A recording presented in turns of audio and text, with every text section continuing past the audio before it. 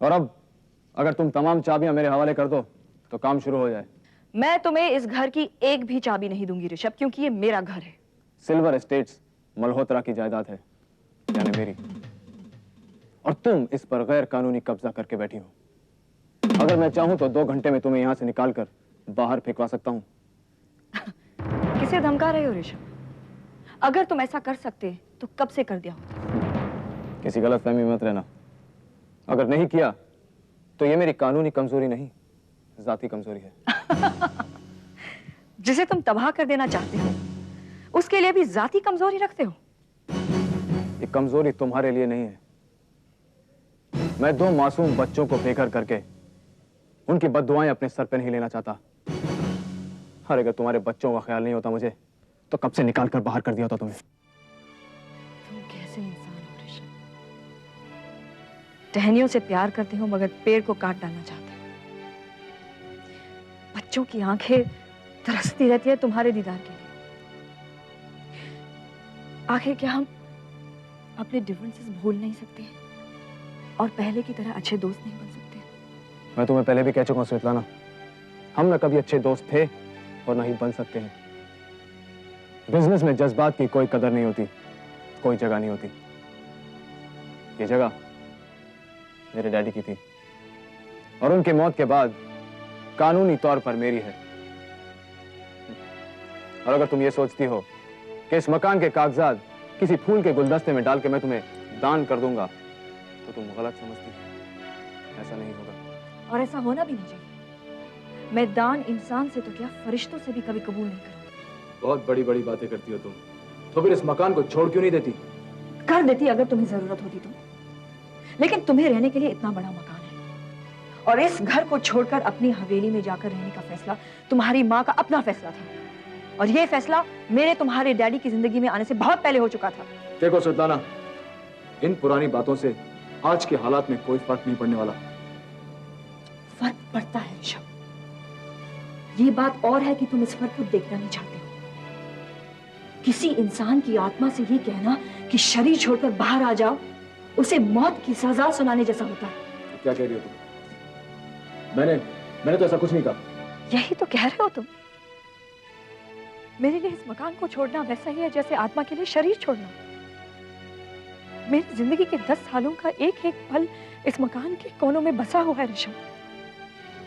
इस छत के अलावा इतनी बड़ी दुनिया में मेरे लिए और कोई छत नहीं है। ये तुम्हारी बदकिस्मती है स्वेतलाना, और तुम्हारी बदकिस्मती किसी भी हाल में मेरी समस्या नहीं बन सकती। डैडी के जीते जी तुम्हें यह सोच लेना चाहिए था कि उनके बाद तुम कहां रहोगी। मुझे क्या मालूम था कि नसीब ऐसी बिजली गिराएगा मेरे बच्चों के सर पर।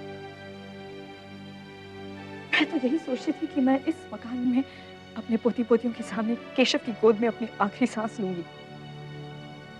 मेरी हर मांग, हर जरूरत का जवाब केशव के पास था। मेरा प्रेजेंट उसकी बाहों में और मेरा फ्यूचर उसके दिमाग में। तुम अच्छी तरह जानते हो ऋषभ कि अगर केशव जिंदा होता तो मैं यहीं रहती इस मकान में। अगर वो जिंदा होते तो क्या होता और क्या नहीं होता महज एक अंदाजा है, हकीकत नहीं। हकीकत तो यह है कि डैडी की वसीयत ऑथेंटिकेट होते ही तुम्हें यह मकान हमेशा हमेशा के लिए छोड़ देना पड़ेगा। डैडी की वसीयत मिल गई है, जानती हो ना? मेरी माँ कल लेकर आ रही है।